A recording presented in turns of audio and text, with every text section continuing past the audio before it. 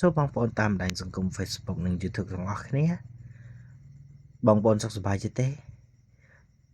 ថ្ងៃនេះខ្ញុំមានវីដេអូមួយចង់ចែករំលែកដល់បងប្អូនទាំងអស់គ្នា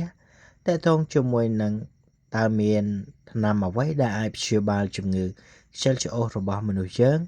បានដែរឬទេតាមការកត់ត្រានិងតាមការស្ដាប់វីដេអូរបស់ podcast នៅលើ YouTube របស់អ្នកមួយចំនួន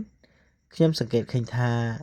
ថ្នាំដែលអាចព្យាបាលភាពខ្ជិលច្រអូសរបស់មនុស្សយើងគឺមានដូចខាងក្រោមនេះការធ្វើការងារឲ្យបានច្រើនជាងមុនការអានសៀវភៅឲ្យបានច្រើនជាងមុនការរកស៊ីឲ្យរវល់ឲ្យច្រើនជាងមុនហើយយើងកុំយកពេលវេលារបស់យើងទៅចំណាយពេលរឿងឥតប្រយោជន៍ហើយមួយវិញទៀតគឺយើងត្រូវខំរៀនខំរកខំសន្សំលុយនិងវិនិយោគ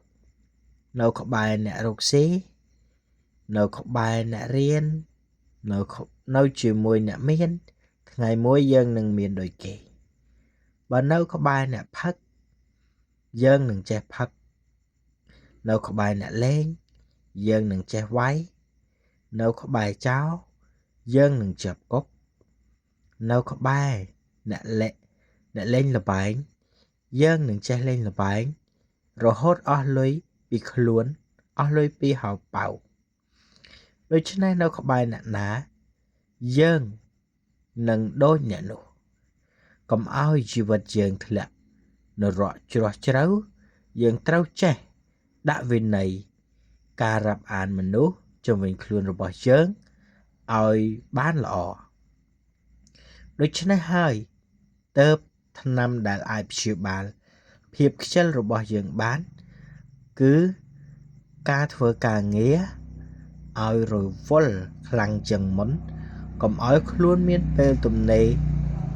ច្រើនដូចមុនចូលចាំថានៅក្បែរមនុស្សខ្ជិលអ្នកនឹងខ្ជិលនៅក្បែរមនុស្សឧស្សាហ៍អ្នកនឹងឧស្សាហ៍នៅក្បែរមនុស្សសិក្សាអ្នកនឹងចេះសិក្សានៅក្បែរអ្នករកស៊ីអ្នកនឹងអាចក្លាយជាអ្នកមានដូច្នេះត្រូវដាក់វិន័យចំពោះខ្លួនឯងត្រូវមានការងារធ្វើឲ្យខ្លាំងជាងមុនកុំឲ្យខ្លួនមានពេលវេលាច្រើនក្នុងការធ្វើកុំឲ្យខ្លួន